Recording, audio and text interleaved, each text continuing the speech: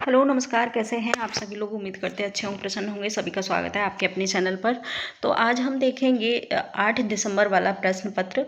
8 दिसंबर BPSC 8 दिसंबर को जो प्रश्न वो पेपर हुआ उसी का एनालिसिस करेंगे। प्रश्न और ये 9th और 10th वाले का ये एग्ज़ाम है, यानी कि टीजीटी का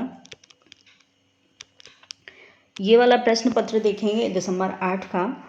और इसमें लैंग्वेज के जो शब्द वो प्रश्न हैं उनको देखेंगे। 70 से ये स्टार्ट होता है, 70 तक इसमें जनरल स्टडी के प्रश्न होते हैं। इसके बाद आता है लैंग्वेज का, यानी कि सब्जेक्ट वाइज, और सब्जेक्ट है हमारा हिंदी। तो हिंदी के प्रश्नों को सॉल्व करेंगे। देखते हैं 71 प्रश्नों से, और जो इसका प्रश्न पत्र का सीरीज़ है वो सीरीज़ है ए सीरीज़ से हम इसका एनालिसिस करेंगे। तो चलिए देखते हैं, बिना किसी देरी के 80 प्रश्न इसमें होंगे। पहला प्रश्न है, हिंदी साहित्य के आरंभिक इतिहासकार मिश्र बंधुओं द्वारा 4 खंडों में रचना का क्या नाम है। आंसर हो जाएगा, थोड़ा सा जल्दी करेंगे, प्रश्न थोड़े से ज़्यादा हैं तो ऑप्शन शायद मैं कम बताऊंगी, और मैं सोचूंगी सारा एक साथ एनालिसिस हो जाए। तो आंसर हो जाएगा इसका सी सही, मिश्र बंधु विनोद। इसके बाद हम देखेंगे प्रश्न नंबर 72। प्रश्न है, आदिकालीन पृथ्वीराज रासो किसकी रचना है। तो आंसर हो जाएगा बी सही, चंद्रबरदाई। बी सही, चंद्रबरदाई। इसके बाद देखेंगे प्रश्न नंबर 73। प्रश्न है, हिंदी साहित्य के आरंभिक काल को आदिकाल नाम किसने दिया है। आंसर हो जाएगा सी सही, हजारी प्रसाद द्विवेदी ने दिया है। इसके बाद हम देखेंगे प्रश्न नंबर 74।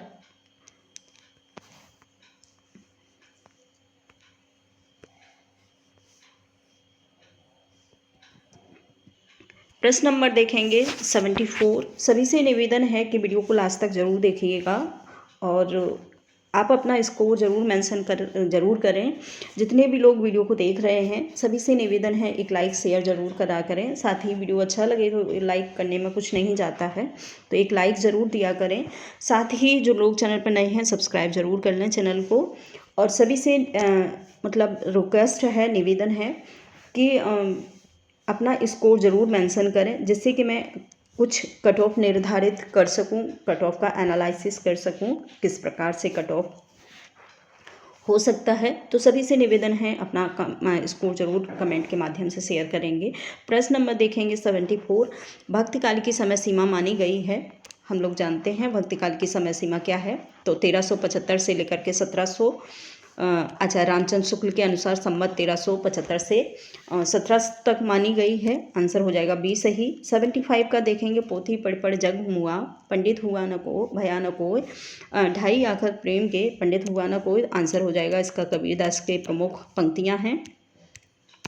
प्रश्न नंबर देखेंगे 76। और हिंदी के सूफी प्रेमाख्यान लिखने वाले कवि हैं मलुकदास हैं, और बीरभान है मलिक मोहम्मद जायसी हैं। आंसर हो जाएगा सी सही, मलिक मोहम्मद जायसी। इसके बाद हम देखेंगे प्रश्न नंबर 77। भक्तकाल के किस कवि के नाम से पूर्व गोस्वामी लगता है। तो गोस्वामी तुलसीदास हैं। आंसर हो जाएगा बी सही। इसके बाद हम देखेंगे प्रश्न नंबर 78। उत्तर मध्यकाल को रीतिकाल की संज्ञा किसने दी है। आंसर हो जाएगा उत्तर मध्यकाल को रीतिकाल की संज्ञा जो दी है वो है सी सही, आंसर रामचंद्र शुक्ल ने। रीतकाल को उत्तर मध्यकाल को रीतकाल जो नाम दिया है आचार्य रामचंद्र शुक्ल के अकॉर्डिंग है। इसके बाद देखेंगे 79। निज भाषा उन्नत है सब उन्नत का मूल, बिन निज भाषा ज्ञान के मिटे ही ये ना सूल। तो आंसर हो जाएगा इसका भारतेंदु हरिश्चंद्र, ए सही। भारतेंदु हरिश्चंद्र की प्रमुख पंक्तियां हैं, ये बहुत बार रिपीट होती हैं एग्जाम में। इसके बाद हम देखेंगे प्रश्न नंबर 80। गोदान किस विधा की रचना है। बहुत ही सिंपल सा प्रश्न है, बहुत हार्ड प्रश्न पत्र नहीं आया है। तो उम्मीद करते हैं सभी ने स्कोर अच्छा ही किया होगा। आंसर हो जाएगा इसका उपन्यास, बी सही। गोदान जो है प्रेमचंद की बहुत ही महत्वपूर्ण रचना है, उपन्यास जिसका नाम है गोदान। आंसर प्रश्न नंबर है 81, हल्दी घाटी के रचनाकार कौन है? माखनलाल चतुर्वेदी हैं, श्यामनारायण पांडे हैं। तो आंसर हो जाएगा इसका बी सही। हल्दी घाटी जौहर श्याम नारायण पांडे की महत्वपूर्ण रचनाएं हैं। तो आंसर होगा बी सही। इसके बाद देखेंगे 82 प्रश्न नंबर, जयशंकर प्रसाद द्वारा रचित नाटक है आधे अधूरे है, सबसे बड़ा आदमी है, ध्रुव सामनी है। तो आंसर हो जाएगा ध्रुव सामनी, इनका महत्वपूर्ण नाटक है। इसके बाद हम देखेंगे प्रश्न नंबर 83, हिंदी साहित्य के किस काल को हिंदी साहित्य का स्वर्ण काल कहा है? तो आंसर हो जाएगा भक्ति काल। हिंदी साहित्य के भक्ति काल को स्वर्ण काल कहा गया है। आचार्य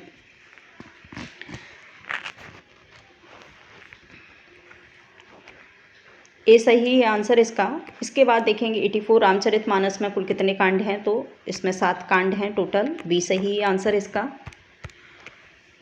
प्रश्न नंबर देखेंगे 85, सुमित्रानंद पंत आधुनिक काल के किस धारा के कवि हैं? तो छायावादी कवि हैं सुमित्रानंद पंत, प्रसाद पंत निराला, माधवी वर्मा, 4 छायावादी की प्रमुख स्तंभ माने गए हैं। प्रश्न नंबर देखेंगे 86 से लेकर के 88 तक के जो इसमें पैरा दिया है, पैरा नहीं पढ़ेंगे, सिर्फ आंसर आप लोग पैरा पढ़ के अपना मिलान कर लेंगे क्योंकि इसमें बहुत ज़्यादा टाइम लगेगा। तो आंसर देखेंगे पैरा का। ऑप्शन है पहला प्रश्न नंबर है 86, प्रस्तुत गद्यांश का शीर्षक क्या होगा? तो 86 का जो आंसर हो जाएगा नैतिक और धर्म, यानी कि बी सही है। आंसर होगा बी सही। इसके बाद देखेंगे प्रश्न नंबर 87, मानव अस्तित्व कैसा है? आंसर हो जाएगा इसका 87 का क्षणिक। आंसर होगा सी सही, क्षणिक। इसके बाद हम देखेंगे प्रश्न नंबर 88। प्रश्न नंबर है 88, ऐश्वर्य का अर्थ होता है?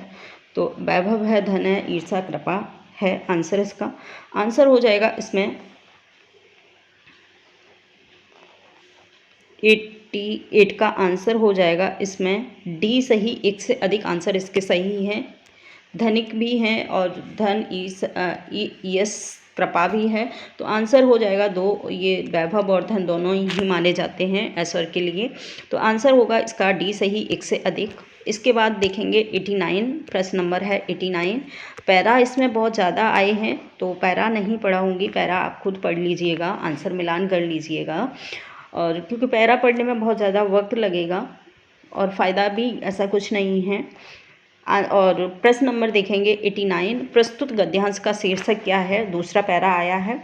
आंसर हो गया विज्ञान और एक वरदान, विज्ञान एक वरदान। आंसर सी हो जाएगा इसका 89 का।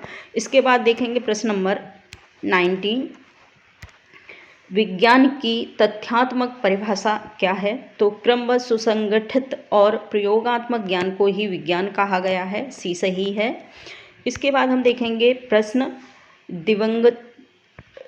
दिगंधर का अर्थ क्या होगा? इसके बाद आंसर 91 का हो जाएगा ए और सी दोनों ही सही हैं, दिशाओं के अंत, और सी है सभी दिशाओं में। और आंसर हो जाएगा इसका डी सही, डी सही। आंसर होगा डी सही। इसके बाद हम देखेंगे प्रश्न नंबर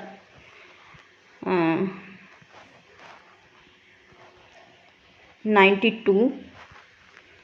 प्रश्न है धरती से आकाश तक पताका फहराने का अर्थ होता है बहुत बड़ी सफलता मिलना, यानी कि बी सही है आंसर इसका, बहुत बड़ी सफलता मिलना। इसके बाद हम देखेंगे प्रश्न नंबर 93।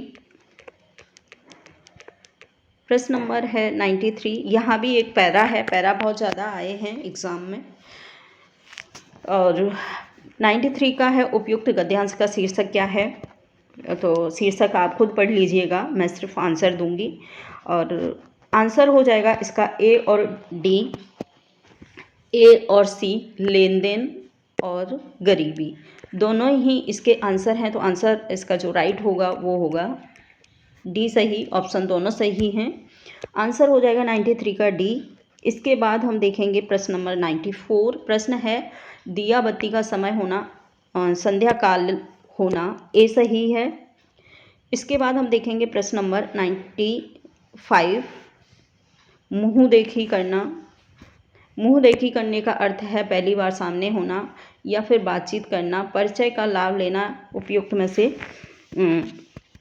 एक से अधिक है। आंसर हो जाएगा सी सही। परिचय का लाभ उठाना ही मुँह देखी करना होता है। मुहावरे का अर्थ आंसर सी सही है। इसके बाद हम देखेंगे प्रश्न नंबर 96। लल्लू पंच चप्पू करना का अर्थ है लालच भरी बातें करना, गिड़गिड़ाना या फिर मनचाही मधुर बातें करना। तो आंसर हो जाएगा इसका मनचाही मधुर बातें करना, सी सही है। प्रश्न नंबर है 96 का सी सही। इसके बाद है 97 प्रश्न नंबर है, यहाँ भी पैरा दिया हुआ है, पैरा बहुत आए हैं। पैरा है उपयुक्त गद्यांश का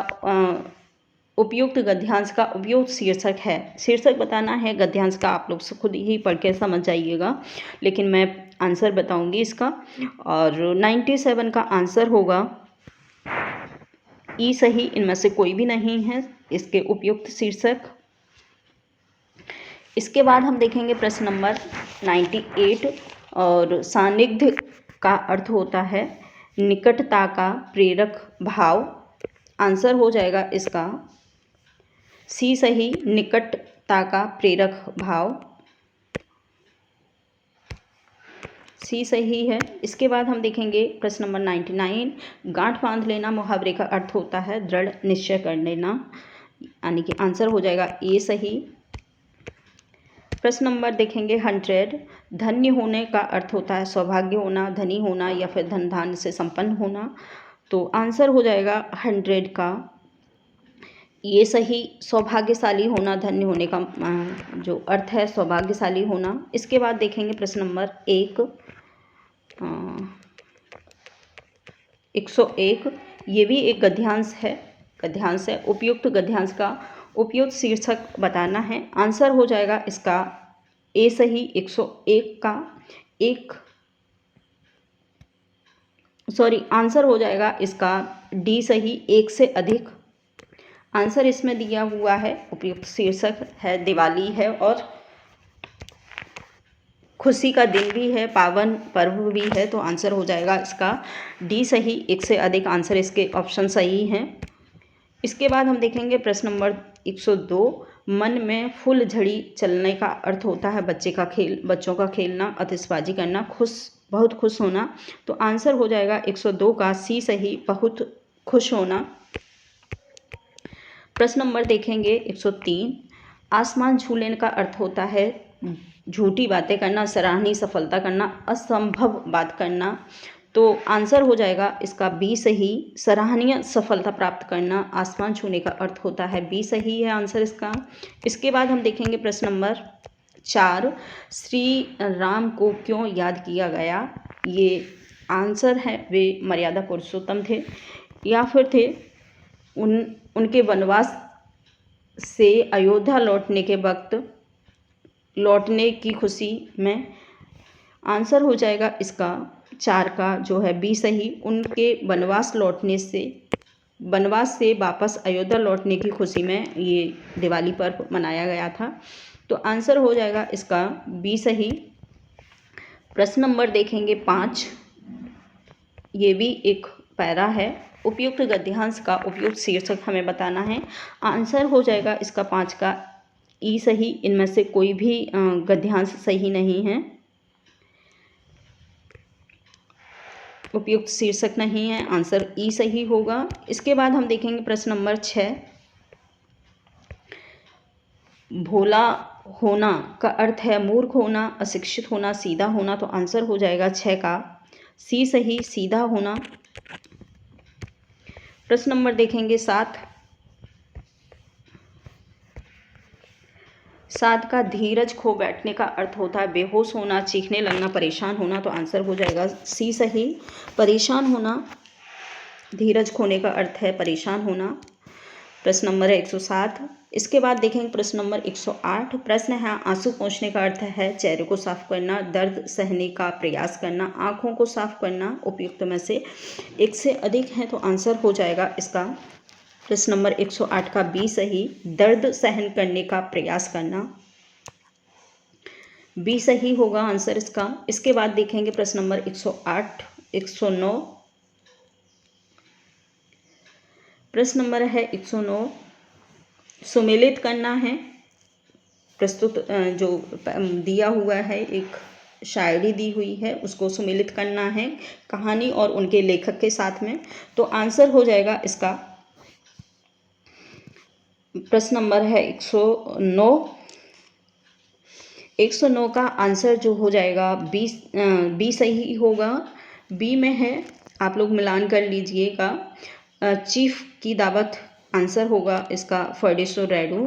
और लाल पान की बेगम वो है, उसने कहा चंदा शर्मा गुलेली है। ईदगाह प्रेमचंद की है। लाल पान की बेगम भीष्म साहनी की है। तो आंसर इसी हिसाब से आप लोग मिलान कर लेंगे। आंसर होगा इसका बी, ए सही, ए नहीं है सॉरी, बी सही है। आंसर होगा इसका बी,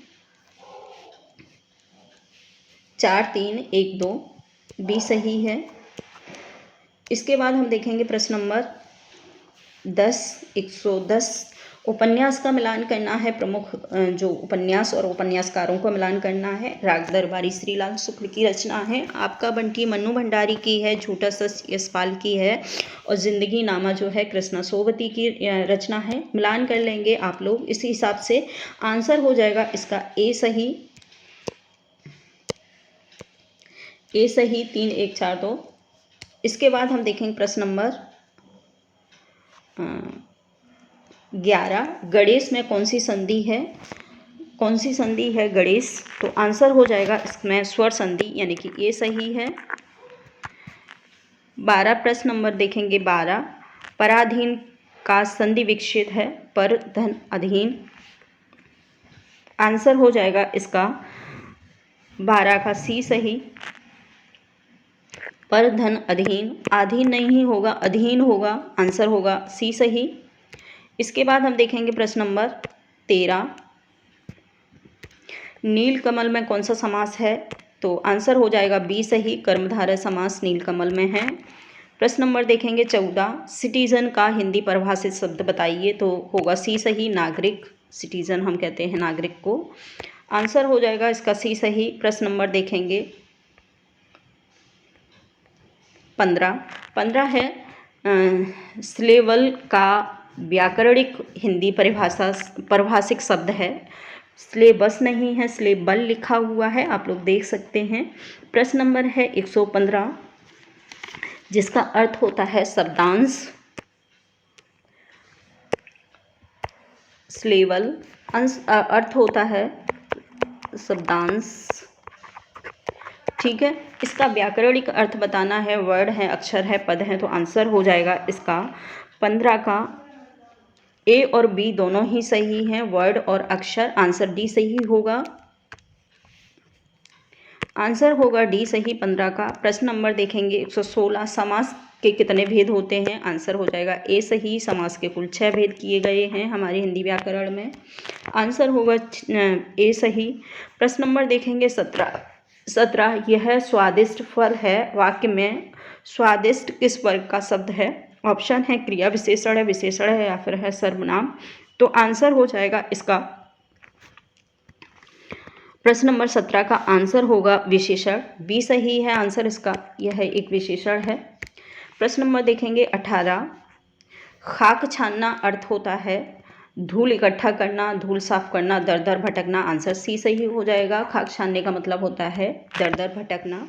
आंसर प्रश्न नंबर देखेंगे 119, ऊँट के मुंह में जीरा का अर्थ होता है ऊँट द्वारा जीरा खाना, कमज़ोर होना, या फिर बहुत बड़े को बहुत थोड़ा देना। तो आंसर सी होगा इसका, बहुत बड़े को बहुत थोड़ा देना। आंसर हो जाएगा सी सही। प्रश्न नंबर देखेंगे 20, रिक्त वाक्य की पूर्ति के लिए शब्द चयन कीजिए। वह दिन डैश लगा हुआ है, भ्रमण के लिए निकलता है, खरीदारी के लिए, सदा के लिए, संध्याकालीन के लिए, उपयुक्त में से है। एक से अधिक आंसर, तो आंसर हो जाएगा 120 का सी सही, संध्याकालीन। सॉरी, सी सही है, संध्याकालीन। इसके बाद हम देखेंगे प्रश्न नंबर है हमारा 21, 121 का देखेंगे प्रश्न प्रश्न है वाक्य के आरंभ में जैसे और मध्य में वैसे का प्रयोग होने पर किस प्रकार के वाक्य की रचना होती है? ऐसे और वैसे होने पर, तो जहाँ पर ऐसे वैसे जहाँ प्रयुक्त होते हैं शब्द जैसा वैसा तैसा और जो वो, इस प्रकार के जहाँ पर शब्दों का प्रयोग होता है वो शब्द मिश्रित वाक्य कहलाता है। आंसर हो जाएगा इसका बी सही, मिश्रित वाक्य। प्रश्न नंबर देखेंगे 22, मारा गया हाय वह। शुद्ध कीजिए, इसको शुद्ध करना है तो आंसर हो जाएगा हाय वह मारा गया। आंसर सी सही हो जाएगा, हाय वह मारा गया। इसके बाद हम देखेंगे प्रश्न नंबर 23। प्रश्न नंबर है 23, आज रविवार का दिन है, शुद्ध कीजिए। तो आंसर हो जाएगा आज रविवार है, बी आंसर सही होगा।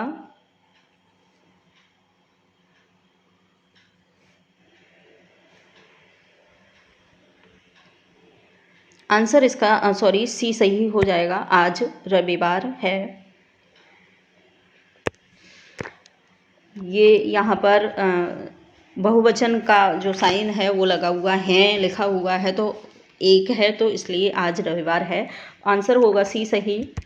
इसके बाद हम देखेंगे प्रश्न नंबर 24, संख्या में बस 11 बच्चे दौड़ रहे हैं, वाक्य में कौन सा पदबद्ध है?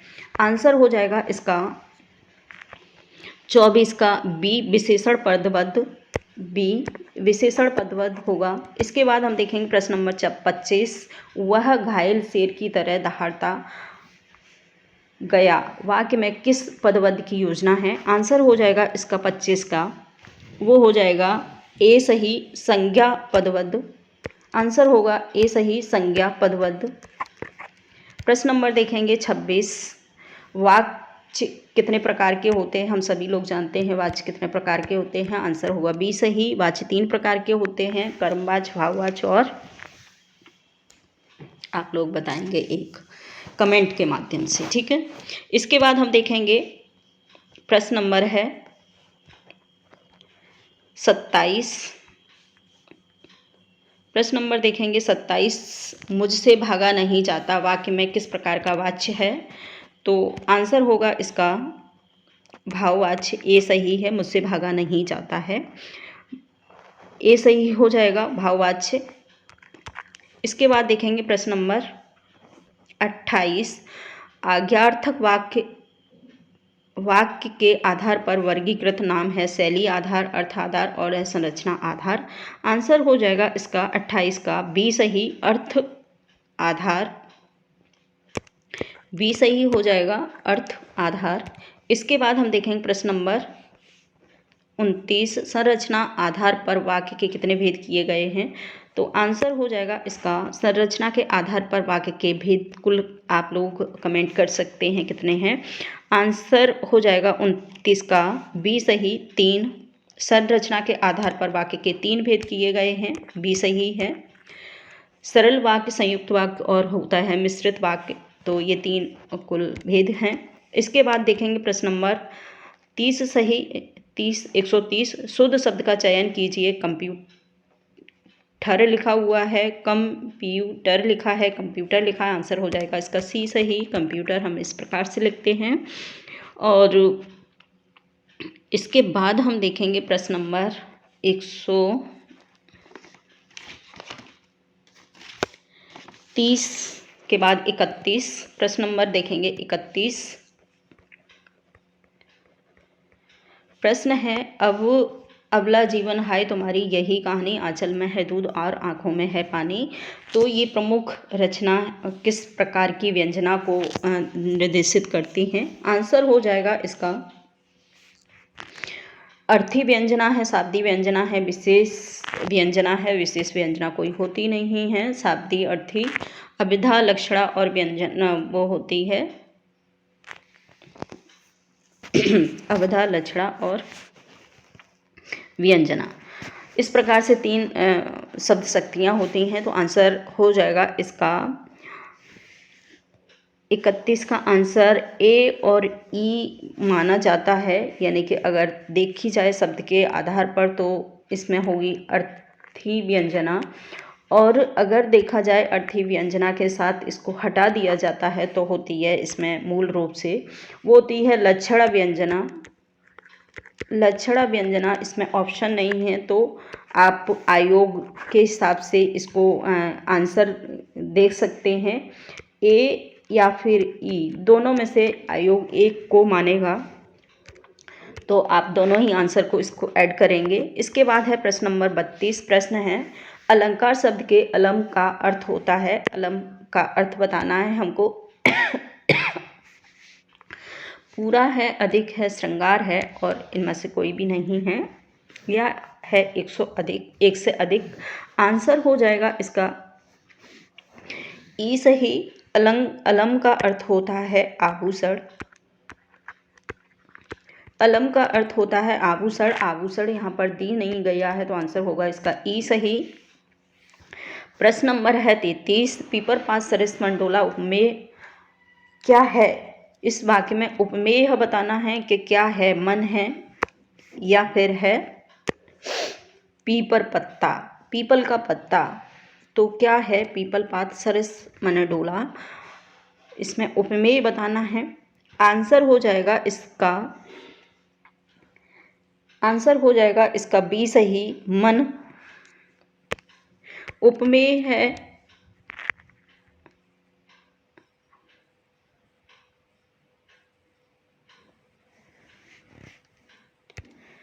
आंसर होगा इसका उपमेय में बी।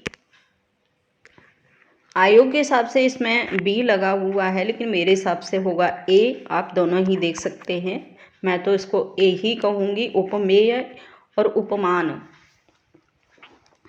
तो उपमान मेरे हिसाब से मन है और उपमेय जो है पीपल पात है। आंसर हो जाएगा इसका, ये दोनों ही आप लोग लगा सकते हैं, ए और बी। इसके बाद हम देखेंगे प्रश्न नंबर 134। या अनुरागी चित्त की गत समझे नहीं कोई, ज्यों ज्यों बूढ़े श्याम रंग त्यों त्यों उज्ज्वल हो गया। इसमें अलंकार बताना है, तो यहाँ पर कम होने पर ज्यों ज्यों बूढ़े श्याम रंग त्यों त्यों उज्ज्वल हो, तो अगर किसी कामली को काले रंग में डुबो दिया जाएगा तो उज्ज्वल कहाँ से होगी? यहाँ से विरोधाभास प्रस्तुत होता है। आंसर हो जाएगा सी सही, विरोधाभास। प्रश्न नंबर है 35। उत्प्रेक्षा शब्द का अर्थ होता है संभावना है, सुंदर है, श्रेष्ठता है। आंसर हो जाएगा ए सही। उत्प्रेक्षा अलंकार जो उत्प्रेक्षा का अर्थ होता है संभावना प्रकट करना। उदित उदयगर मंच पर रघुवर बाल पतंग, बिकसे सन सरोज सब, हर्षे लोचन भृंग। प्रस्तुत पंक्तियों में अलंकार बताना है, तो उसमें हो जाएगा 36 का आंसर होगा रूपक अलंकार, यानी कि सी सही। जहाँ पर योजक चिन्हों का प्रयोग होता है, जैसे संत सरोज लिखा है, वहाँ पर हम योजक चिन्हों का प्रयोग कर सकते हैं। सा, सी, सासी, जहाँ पर जैसे शब्दों का प्रयोग होता है वहाँ पर उपमा अलंकार का प्रयोग होता है। तो आंसर आपका देख सकते हैं, यहाँ पर आंसर हो जाएगा सी सही, रूपक अलंकार। इसके बाद हम देखेंगे प्रश्न नंबर 37 का 137। प्रश्न है अति कटु वचन कहत के कही, मानो लोर जरे सब देही। तो यहाँ पर मन मानो या जन जानो जैसे शब्दों का प्रयोग होता है। आंसर हो जाएगा इसमें बी सही, उत्प्रेक्षा अलंकार को इसमें दर्शाया गया है। प्रश्न देखेंगे मोम सा सब भूल चुका अब, दीप सा मन जल चुका अब। इसमें मैंने ऊपर बताया था सा सी जैसे शब्दों का प्रयोग होता है, वहाँ पर उपमा अलंकार होता है। तो आंसर होगा इसका बी सही, उपमा अलंकार। प्रश्न नंबर देखेंगे 139। प्रश्न नंबर है 139। दोहा छंद के प्रत्येक पंक्ति में मात्राओं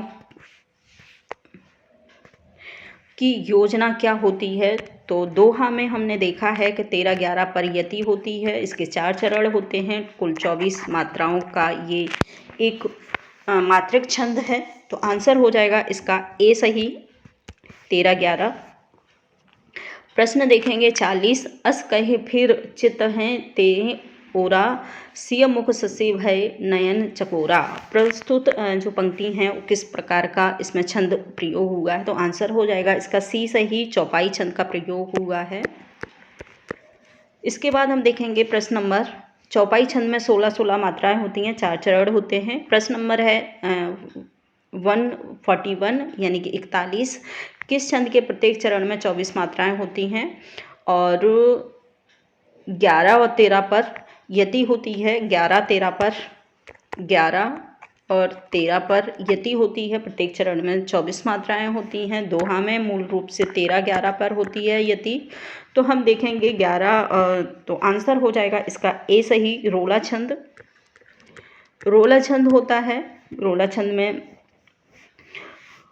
होती हैं 24 मात्रा हैं। इसके बाद हम देखेंगे 24 मात्राओं के बाद 26 मात्राओं का एक वर्णिक छंद होता है जिसे कहते हैं गीतिका, जिसमें होती हैं 26 मात्राएं टोटल। इसके बाद होता है हरि गीतिका। हरि गीतिका में होती हैं 28 मात्राएं हैं। तो इस प्रकार से आप समझ सकते हैं ये सारे के सारे वर्णिक छंद हैं। प्रश्न नंबर देखेंगे 42। छंद गणना में मात्रा के कितने भेद होते हैं। छंद गणना में जो मात्राओं की गणना की जाती है किस प्रकार से होती है, तो 2 प्रकार से होती है, लघु मात्रा और दीर्घ मात्रा। आंसर हो जाएगा ए सही, लघु मात्रा और दीर्घ मात्रा, यानी कि लघु और गुरु कहते हैं। गुरु मात्रा या फिर लघु मात्रा। लघु मात्रा में एक मात्रा ऐड की जाती है, गुरु मात्रा में 2 मात्राओं को ऐड किया जाता है। आंसर हो जाएगा ए सही। इसके बाद हम देखेंगे प्रश्न नंबर 42। प्रश्न नंबर देखेंगे 42 अच्छा 42 हो चुका है। प्रश्न नंबर है 43। सामान्य रूप से काव्य गुण के कितने भेद हैं। काव्य में कितने गुण सामान्य रूप से निर्धारित किए गए हैं। वैसे तो अलग अलग बहुत सारे जो हमारे काव्य शास्त्री लोग हैं उन्होंने अलग अलग तरीक़ा से दिए हैं काव्य के गुण, लेकिन मूल रूप से देखे जाएंगे तो काव्य के 3 गुण होते हैं, जिसमें है ओज, प्रसाद और होता है माधुर्य। माधुर्य 3 प्रकार के गुण पाए जाते हैं हमारे काव्य शास्त्र में। तो आंसर हो जाएगा ए सही। इसके बाद हम देखेंगे प्रश्न नंबर 44।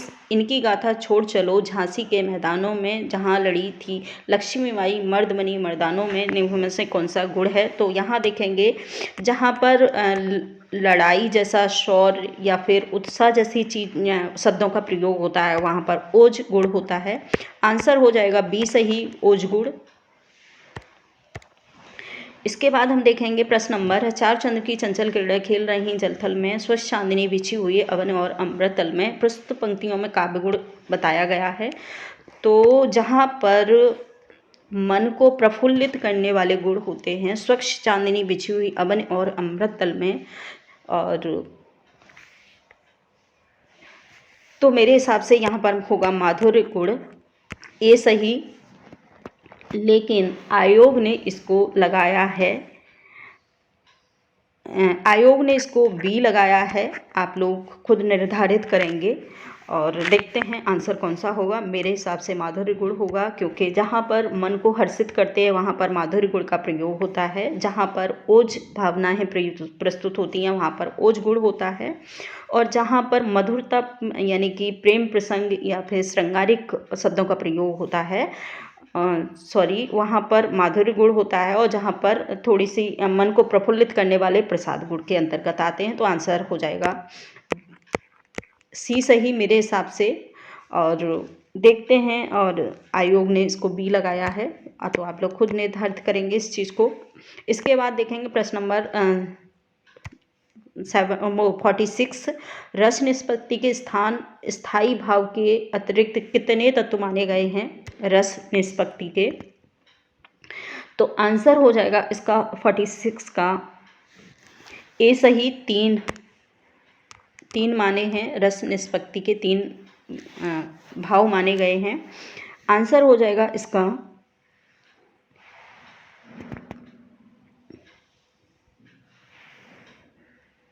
ए सही।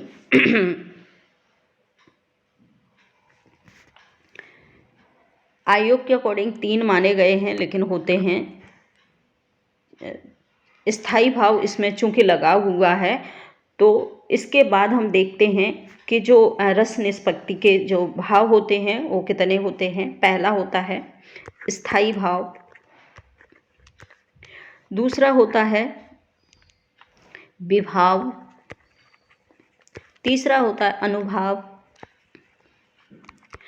चौथा जो होता है संचारी भाव। संचारी भाव इस प्रकार से 4 भेद किए गए हैं रस निष्पत्ति के।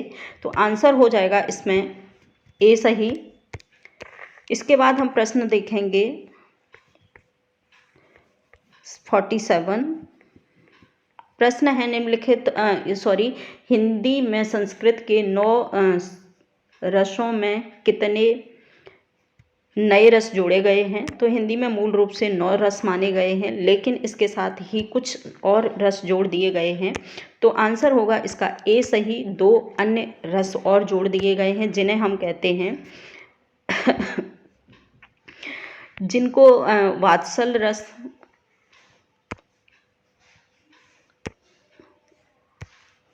एक जोड़ा गया है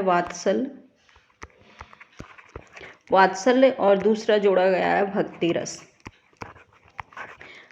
ये 2 रस जोड़े गए हैं।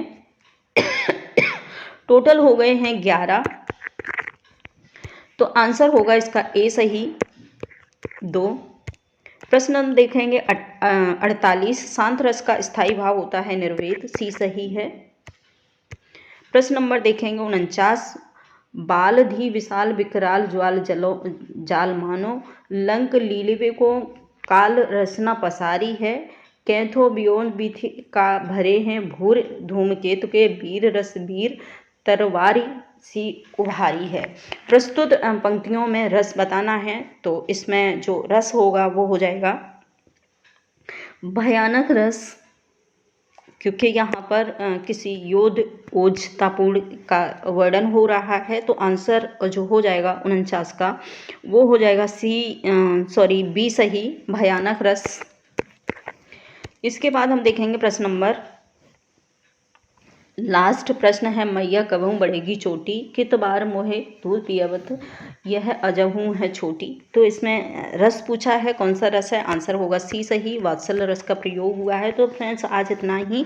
इसमें जो सब्जेक्ट वाइज जो प्रश्न पत्र था वो सारा सॉल्व हो गया। सभी से निवेदन है कमेंट ज़रूर दें और अपना स्कोर ज़रूर मेंशन करें कमेंट के माध्यम से। Thank you.